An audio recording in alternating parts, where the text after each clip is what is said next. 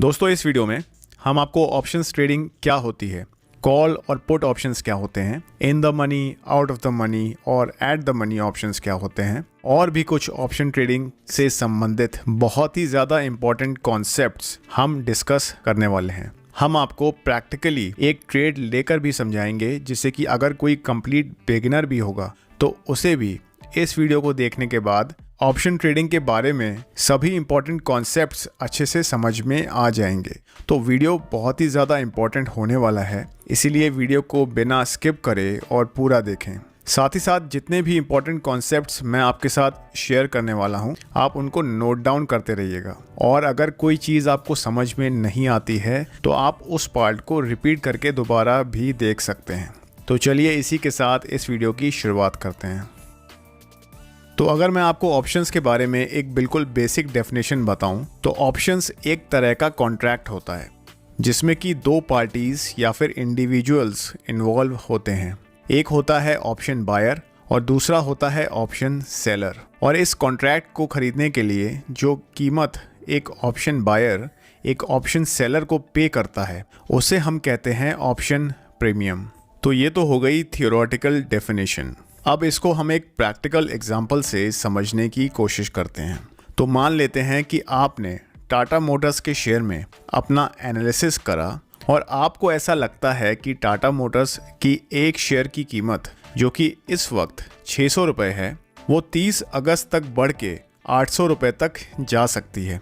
लेकिन आपको ये डर भी है कि मान लो आपका एनालिसिस गलत निकलता है और कहीं टाटा मोटर्स की शेयर प्राइस 600 रुपये से घटकर 500 रुपये तक चली गई, तो ऐसे में तो आपको पर शेयर 100 रुपये तक का नुकसान झेलना पड़ सकता है। तो ऐसे में आप मेरे पास आते हैं और बोलते हैं मैं टाटा मोटर्स के शेयर में इन्वेस्ट करना चाहता हूँ, लेकिन फ़िलहाल मेरे पास पैसे नहीं हैं।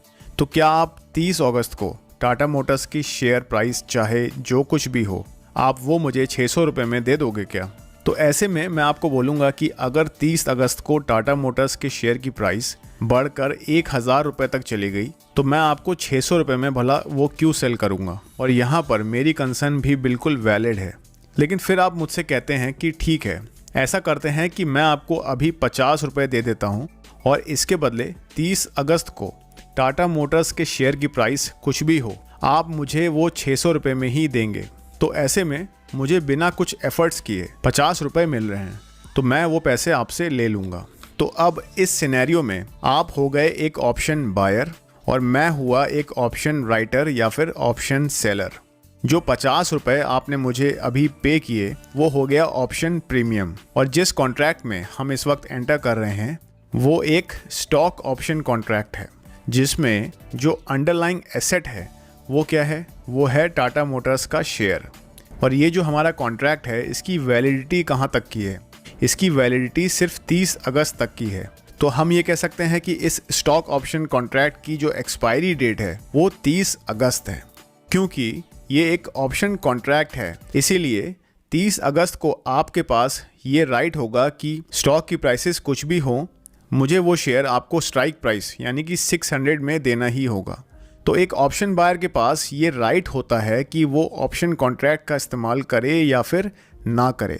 लेकिन एक ऑप्शन राइटर या फिर ऑप्शन सेलर के लिए ये कंपलसरी हो जाता है कि उसे अंडरलाइंग एसेट को, जो कि इस केस में टाटा मोटर्स का शेयर है, उसे 600 रुपये की स्ट्राइक प्राइस पर बेचना ही पड़ेगा अगर ऑप्शन बायर अपने राइट्स का इस्तेमाल करता है। तो अब 30 अगस्त को सिर्फ दो चीज़ें हो सकती हैं। पहली ये कि आपका एनालिसिस बिल्कुल ठीक निकलता है और टाटा मोटर्स के शेयर की प्राइस बढ़ के 800 रुपये तक चली जाती है। तो ऐसे में 800 जो कि उस शेयर की करंट मार्केट प्राइस है वो होगी उसकी स्पॉट प्राइस। और यहाँ पर आपको जो प्रॉफिट होगा वो होगा 800 रुपीज़ माइनस 600 रुपीज़ माइनस 50।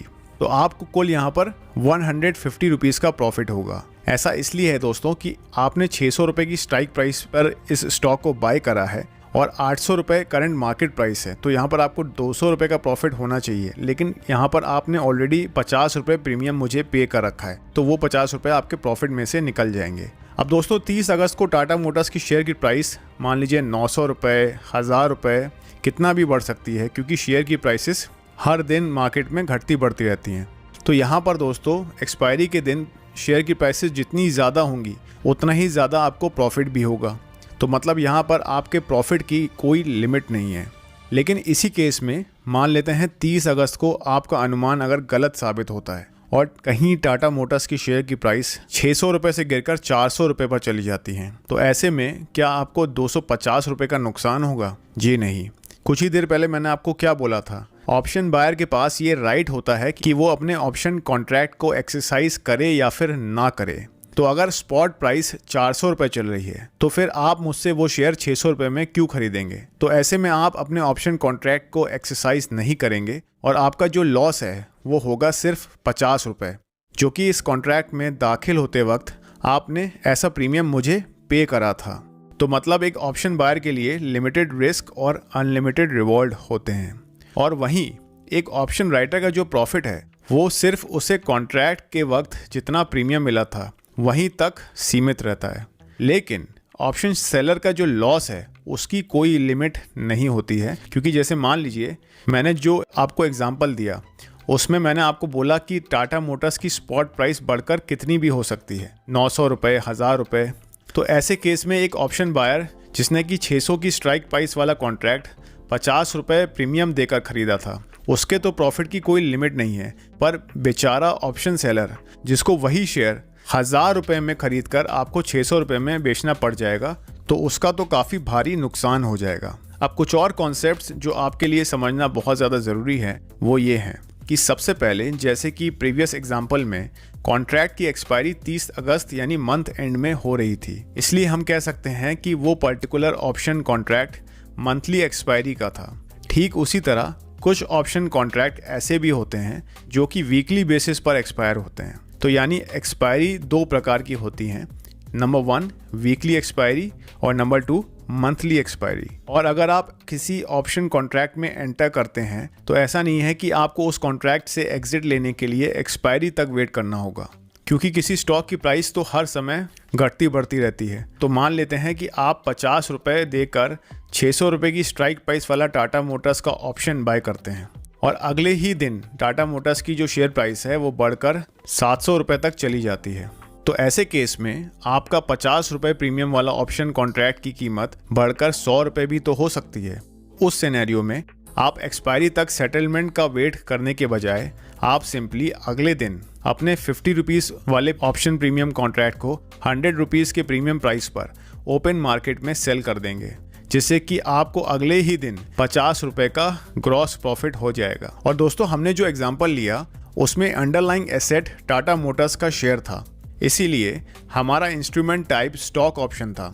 लेकिन अगर मान लीजिए कि इसी एग्जांपल में जो अंडरलाइंग एसेट है वो टाटा मोटर्स के शेयर की बजाय कोई इंडेक्स जैसे कि निफ्टी 50, बैंक निफ्टी, सेंसेक्स या फिर फिन निफ्टी कोई इंडेक्स होता है, तो उस केस में जो इंस्ट्रूमेंट टाइप है वो इंडेक्स ऑप्शन होगा, ना कि स्टॉक ऑप्शन। अब दोस्तों, हमारे एग्जाम्पल में जैसे आप एक ऑप्शन बायर थे, मुझसे यानी कि एक ऑप्शन सेलर से 50 रुपये प्रीमियम देकर आपने एक टाटा मोटर का शेयर का ऑप्शन कॉन्ट्रैक्ट खरीदा, वैसे ही कल मुझसे कोई 2 शेयर, 10 शेयर, 100 शेयर या फिर 1000 शेयर का कॉन्ट्रैक्ट खरीदने भी तो आ सकता है। और ऐसे में इस तरीके के इरेगुलर ट्रांजैक्शंस की वजह से एक ऑप्शन सेलर को या फिर जो एक्सचेंजेस या क्लियरिंग हाउसेस इन्वॉल्व होते हैं उनको इस तरह के ट्रांजैक्शंस को मैनेज करने में काफ़ी दिक्कत आ सकती है। तो इस तरह की समस्या को टैकल करने के लिए एक्सचेंजेस ने एक मैकेनिज्म तैयार करा है और उसे हम बोलते हैं कॉन्ट्रैक्ट साइज या फिर लॉट साइज। और इसके तहत आप सिर्फ एक फिक्स्ड क्वांटिटी का ऑप्शन कॉन्ट्रैक्ट ही खरीद सकते हैं। और ये जो लॉट साइज है ये हर इंडेक्स और स्टॉक्स के लिए अलग अलग होता है और ये समय समय पर अपडेट भी होता रहता है। उदाहरण के तौर पर निफ्टी का जो लॉट साइज है वो 50 क्वांटिटी है, इससे पहले वो 75 यानी 75 क्वांटिटी हुआ करता था। और बैंक निफ्टी का जो लॉट साइज है वो फिलहाल 15 क्वांटिटी है और इससे पहले वो 25 क्वांटिटी हुआ करता था। तो इसका मतलब ये हुआ कि अगर आप निफ्टी में ऑप्शन कॉन्ट्रैक्ट बाय करते हैं तो आपको जो मिनिमम क्वांटिटी है वो 50 क्वांटिटी लेनी पड़ेगी, और अगर आपको 50 क्वांटिटी से ज़्यादा निफ्टी में बाय करना है तो उसके लिए आपको 100 या फिर 150 या फिर 200 क्वांटिटी बाय करनी होगी, यानी कि 50 के मल्टीपल में ही आप यहाँ पर बाय कर सकते हैं। अब आगे हम बात कर लेते हैं कि ऑप्शंस कितने प्रकार के होते हैं। तो ऑप्शन कॉन्ट्रैक्ट्स सिर्फ 2 ही प्रकार के होते हैं, एक होता है कॉल ऑप्शन और दूसरा पुट ऑप्शन। कॉल ऑप्शन का शॉर्ट फॉर्म होता है CE और वहीं पुट ऑप्शन का शॉर्ट फॉर्म होता है PE। पिछले एग्जाम्पल में आपको लग रहा था कि 30 अगस्त तक टाटा मोटर्स के शेयर की प्राइसेस बढ़ सकती हैं, मतलब आप उस स्टॉक को लेकर बुलिश थे। तो जब आप किसी स्टॉक या फिर इंडेक्स को लेकर एक बुलिश व्यू रखते हैं तो आप उसमें कॉल ऑप्शन यानी CE बाय करते हैं। और वहीं जब आपको लगता है कि किसी स्टॉक या फिर इंडेक्स की प्राइसेस गिर सकती हैं तो वहां पर आपका एक बेयरिश व्यू होता है, तो उस केस में आप उस स्टॉक का या फिर इंडेक्स का एक पुट ऑप्शन यानी कि PE बाय करते हैं। तो दोस्तों अभी तक हमने investment type, underlying asset, expiry date, option premium, option type जैसे कि कॉल ऑप्शन या फिर put option, strike price, spot price, ऐसे कुछ इंपॉर्टेंट कॉन्सेप्ट्स के बारे में बात करी। अब हम बात कर लेते हैं कि in the money, at the money और out of the money options क्या होते हैं। फॉर एग्जाम्पल मान लेते हैं कि अभी अडानी पावर का एक शेयर की प्राइस 200 रुपये है और आपको लगता है कि एक महीने के बाद इस शेयर की प्राइसेस बढ़कर 300 रुपये होने वाली हैं। तो मान लेते हैं कि आप 300 रुपये की स्ट्राइक प्राइस वाला ऑप्शन कॉन्ट्रैक्ट जिसकी एक्सपायरी एक महीने के बाद है, आप उसका एक कॉल ऑप्शन खरीद लेते हैं। तो फिलहाल आपने जो 300 रुपये की स्ट्राइक प्राइस वाला कॉल ऑप्शन बाय किया है वो एक out of the money option हुआ, और ऐसा इसलिए है क्योंकि आपके कॉल ऑप्शन की जो स्ट्राइक प्राइस है वो करंट मार्केट प्राइस से 100 रुपये ज़्यादा है। अब अगर इसी सिचुएशन में आप 200 रुपये की स्ट्राइक प्राइस वाला कॉल ऑप्शन बाय करते हैं तो वो हुआ एक eight the money call option, क्योंकि स्टॉक की जो करंट मार्केट प्राइस है या फिर स्पॉट प्राइस है वो आपके कॉल ऑप्शन की 200 रुपये की स्ट्राइक प्राइस के बराबर है या उसके आसपास है। अब अगर इसी जगह आपने 150 रुपये की स्ट्राइक प्राइस वाला कॉल ऑप्शन बाय किया होता तो वो कहलाता एक इन द मनी कॉल ऑप्शन, क्योंकि इस केस में जो कॉल ऑप्शन की स्ट्राइक प्राइस है वो करंट मार्केट प्राइस से भी कम है। अब अगर हम एक पुट ऑप्शन की बात करें तो मान लेते हैं कि आपको लगता है कि अडानी पावर की शेयर की प्राइसेस 200 रुपये से घटकर 100 रुपये तक जाने वाली हैं, तो इस स्टॉक को शॉर्ट सेल करने के लिए आप इसका 200 रुपये की स्ट्राइक प्राइस का पुट ऑप्शन बाय कर लेते हैं। तो वो हुआ एक eight the money put option, क्योंकि पुट ऑप्शन की strike price current market price के बराबर है। और अगर यहाँ पर मान लीजिए आप 250 रुपये की स्ट्राइक प्राइस वाला पुट ऑप्शन बाय कर लेते हैं तो वो हुआ एक इन द मनी पुट ऑप्शन, क्योंकि आपका व्यू यहाँ पर सेलिंग साइड का है और स्टॉक की जो करंट मार्केट प्राइस है वो ऑलरेडी आपके पुट ऑप्शन की स्ट्राइक प्राइस के अंदर है। अब यहीं अगर आप एक 100 रुपये की स्ट्राइक प्राइस का पुट ऑप्शन खरीदते हैं तो ये एक out of the money put option हुआ, क्योंकि आपका व्यू यहाँ पर नेगेटिव है लेकिन स्टॉक की प्राइसेस आपके पुट ऑप्शन की स्ट्राइक प्राइस से 100 रुपये ऊपर है। तो दोस्तों ये तो हो गए ऑप्शन ट्रेडिंग से जुड़े हुए कुछ इंपॉर्टेंट कॉन्सेप्ट्स। अब हम लोग एक लाइव ट्रेड की मदद से ऑप्शन ट्रेडिंग को प्रैक्टिकल वे में समझने की कोशिश करते हैं, लेकिन उससे पहले फ्यूचर एंड ऑप्शन ट्रेडिंग से संबंधित कुछ रिस्क होती हैं जिसके बारे में आपको पता होना ज़रूरी है। तो आप इस वीडियो को पॉज करके इस डिस्क्लोजर को ज़रूर पढ़ लीजिए। तो दोस्तों किसी भी ऑप्शन के प्रीमियम को काफ़ी सारी चीज़ें अफेक्ट करती हैं, जैसे कि स्ट्राइक प्राइस, मार्केट वॉलेटिलिटी और टर्म टू मैच्योरिटी। तो यहाँ पर एक ऐसा इंपॉर्टेंट कॉन्सेप्ट है जिसे समझे बिना हम ऑप्शंस ट्रेडिंग को ठीक तरीके से समझ नहीं सकते, और वो कॉन्सेप्ट का नाम है थीटा या फिर टाइम डिके।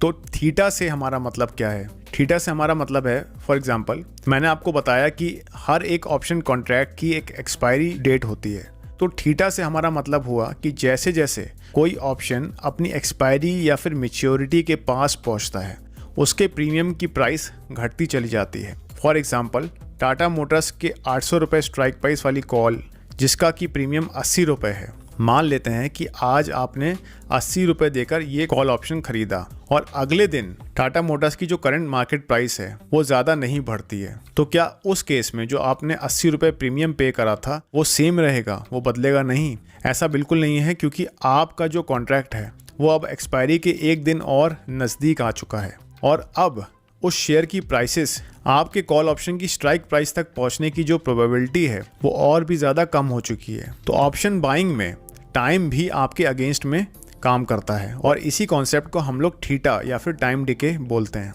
तो दोस्तों थर्सडे को मेरा ऐसा अनुमान था कि बैंक निफ्टी नीचे गिर सकता है। इसीलिए मैंने 46,000 की स्ट्राइक प्राइस का पुट ऑप्शन बाय किया। उस वक्त जो स्पॉट प्राइस चल रही थी वो थी 46,200 प्लस। तो मैंने जो पुट ऑप्शन बाय किया था वो एक out of the money put option था। दोस्तों ज़्यादातर मैं एट द मनी या फिर इन द मनी ऑप्शंस में ही ट्रेड करता हूँ, लेकिन इस वीडियो के पर्पस के लिए मैंने out of the money put option के 2 लॉट्स लिए और उस पोजीशन पर मैंने 30 पॉइंट्स कैप्चर किए। और उसके बाद जब प्रीमियम काफ़ी बढ़ चुका था और 220-221 रुपए तक का हाई बनाया, उसके बाद मैंने इस पुट ऑप्शन में पहले एक करेक्शन का वेट किया। फिर यहाँ पर ये जो पुट ऑप्शन जिसने 221 का हाई बनाया था वो करेक्ट होकर 150 तक चला गया था। अब जब इसने फिर से रिकवर करना शुरू किया तो मैंने 192 रुपीज़ के आसपास यहाँ पर अपनी एक पोजीशन बनाई। यहाँ पर मैंने एक सिंगल लॉट बाई किया और मैंने अपने स्टॉप लॉसेस को 169 रुपीज़ के आसपास लगा दिया। अब जब उस पुट ऑप्शन की प्राइसेस बढ़कर 240-250 के आसपास चली गई तो फिर मैंने अपने स्टॉप लॉसेस को ट्रेल करके 169 रुपीज़ से बढ़ाकर 179 रुपीज़ पर लगा दिया। और उसके बाद जैसे ही पुट ऑप्शन का प्रीमियम 280 के आसपास पहुंचता है वहां पर मैं अपनी पोजीशन से एग्जिट हो गया। दोस्तों, इस पुट ऑप्शन को लेने के पीछे जो मेरा रीज़न था वो ये था कि बैंक निफ्टी में एक गैप अप ओपनिंग देखने को मिली थी और ये अपने एक इम्पॉर्टेंट रेजिस्टेंस लेवल के नीचे ट्रेड कर रहा था। और जब उन लेवल्स के नीचे मुझे कुछ सेलिंग प्रेशर देखने को मिला तो मैंने इसके इंपॉर्टेंट सपोर्ट लेवल्स को मार्क करा जो कि मुझे 46,000 के आसपास देखने को मिल रहे थे। तो फिर मैंने 46,000 की स्ट्राइक प्राइस का जो पुट ऑप्शन है उसका चार्ट खोला तो मैंने देखा कि ये कम्प्लीटली बॉटम आउट हो चुका है और 1300 रुपये तक का हाई लगाने के बाद ये पुट ऑप्शन का प्रीमियम मात्र 40 रुपये के लेवल्स के आसपास मिल रहा था। तो इसमें थोड़ी बहुत रिकवरी आते देख मैंने 40 रुपीज़ की प्राइस पर इसमें अपनी एक पोजीशन बनाई और जो मेरी इनिशियल इन्वेस्टमेंट थी वो 1200 रुपये के आसपास थी और इस ट्रेड में मैंने कुछ 2200-2300 रुपये तक का प्रॉफिट बनाया। और दोस्तों, क्योंकि मैं यहाँ पर रिकॉर्डिंग करने के लिए इस ट्रेड में मैंने एंटर करा था इसलिए मैं अपनी पोजीशन से जल्दी एग्जिट कर गया। लेकिन डे एंड तक इस पुट ऑप्शन ने 457 तक का हाई बनाया था। तो मान लीजिए अगर किसी ने यहाँ पर 1 लाख रुपए लगाए होते तो एक ही दिन में उसके 1 लाख रुपए 10 लाख रुपए बन जाते। लेकिन ऐसा भी हो सकता था कि ये जो पुट ऑप्शन है वो 40 रुपए से घटकर 0 तक चला जाता। इनफैक्ट मैंने जब इसमें एंट्री ली तो इसमें मेरे स्टॉप लॉस 19 रुपए के आसपास प्लेस थे। एक करेक्शन भी आते हुए देखने को मिला था और इसने 27 रुपीज़ तक का लो भी बनाया था। तो ये मेरे स्टॉप लॉसेस से कुछ 6-7 रुपए ही दूर रह गया था। तो ऐसा भी हो सकता था कि ये मेरे स्टॉप लॉसेस को हिट कर देता। इसीलिए ट्रेडिंग में आपको स्टॉप लॉसेस का इस्तेमाल ज़रूर करना चाहिए, क्योंकि नो मैटर आप कितना भी अच्छे से टेक्निकल एनालिसिस आपने सीख रखा हो, आप एक प्रॉपर रिस्क मैनेजमेंट से ही लॉन्ग टर्म में एक प्रॉफिटेबल ट्रेडर बन सकते हैं। इस